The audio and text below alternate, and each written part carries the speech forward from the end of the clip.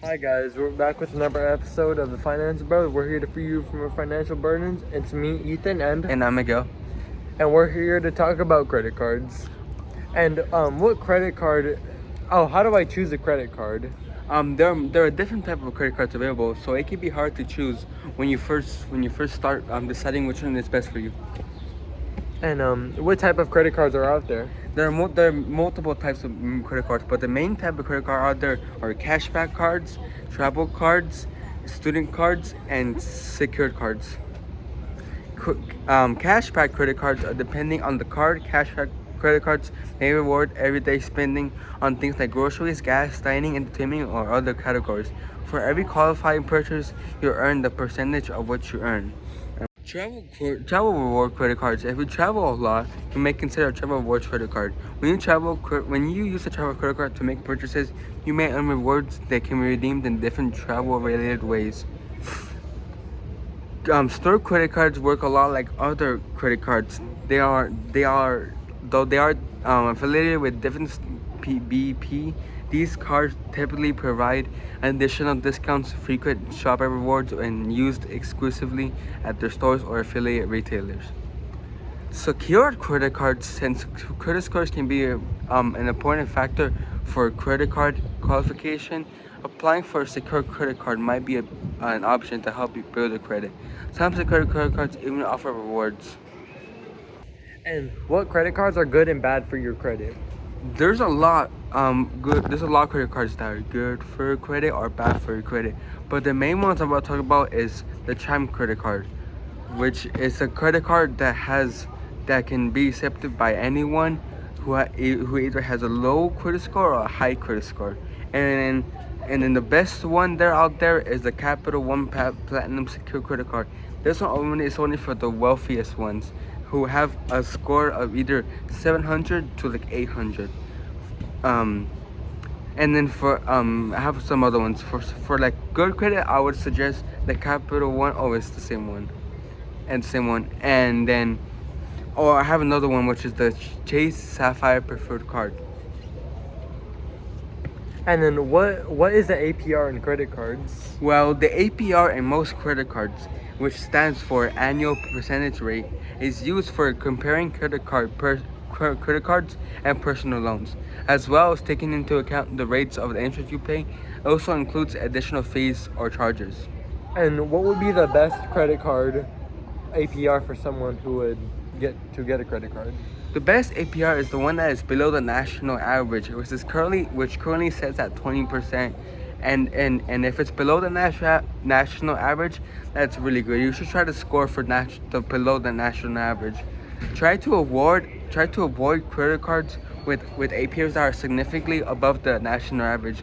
If you carry a balance on those credit cards, you can end up paying a lot more money in interest in the long term. And which leads us to the next question. Will the interest rate on my credit card change? Potentially, yes. Most interest rates on APRs on credit cards are variable, which means the lender can choose to increase or decrease the rate at any point, and your monthly repayments will follow suit. And will it be possible to pay off my credit cards early? Yes, unlike personal loans, there are no penalties if you want to clear balance early. So say you had the right money at the right time, you could just pay off all your credit cards and just live credit card debt free. Wow. And let's say I wasn't able to keep up with my payments, what would happen? If you're late or miss a payment altogether, you'll be charged a fee, typically around $15. And the late or missed fee will be noted on your credit report, which could affect your ability to get credit in the future, and also can affect you to get, like, say you want to buy a house or put a mortgage down or put a car loan. That will also affect if you have to pay back, if you're not to do your payments that well. And how can a credit card be a problem when used incorrectly?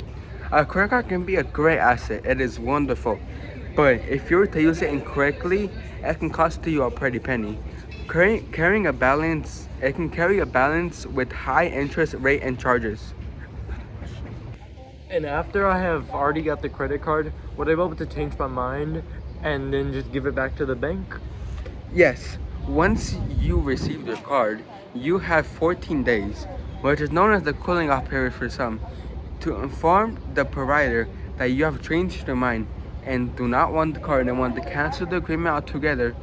You can tell them that and they'll accept the card back gladly without no charge.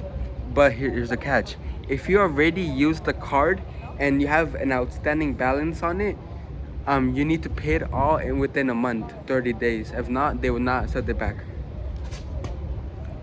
And I have another very important question for Yes. families that like to travel places and go to different places. Would you be able to use a credit card abroad or like overseas? Yes, you actually can do that, but it might be expensive as many credit cards charge a foreign transaction fee, which is if you use it overseas, which is around 3% every time you use a credit card. You also be able to charge. You also be charged for cash withdrawals on top with interest charged from the moment you get your money. Instead, it is better to choose a card that is more suited to overseas use and allows you to sidestep these fees. And I have another very important question. What would be the difference between an actual credit card and a prepaid card? That's a really good question that a lot of people ask. Well, a credit card allows you to borrow money, which you repay at a later date, often with interest on the top. In comparison, a prepaid card, which a lot of younger people have, requires you to load up the card with cash in advance, and you can then spend it on what's on the card. Prepaid cards can be a good option if you have a poor credit card score or are in tight budget, which is most college or younger people, and some adults. And some prepaid cards can be loaded with foreign currency, so that like the last question, you can use them overseas and without any charges. And if I don't need to borrow, should I still get a credit card?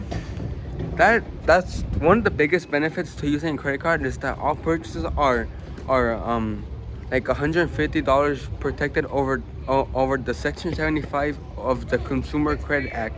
This means if your goods do not arrive or are faulty, or the supplier goes bust, your credit card provider is jointly liable with the supplier, and you should get your money back. Plus, if you're able to pay off your balance in full each month, a rewards credit card will enable to earn you air miles, loyalty points, or cashback as you spend, potentially saving you money. And will I be charged if I withdraw my credit card? Yes, most credit cards charge a fee of around 2.53% of the amount withdrawn, known as cash advance fee. On top of that, you will be charged interest from the moment you get your money. Even if you pay off the balance in full that month, try to avoid withdrawing cash on credit card unless it's a total emoji and you need it. And after that information, you should be able to know everything about credit cards. And stay tuned for the next episode of the Finance Bros. And subscribe if you want more awesome videos, tips, and ideas about the world of business finance. And if you want to see more amazing videos, be sure to follow all our social medias, whatever social media at the Finance Bros. And make sure to download all our podcasts on Apple Podcasts or any place which you watch your podcast. And last, we out.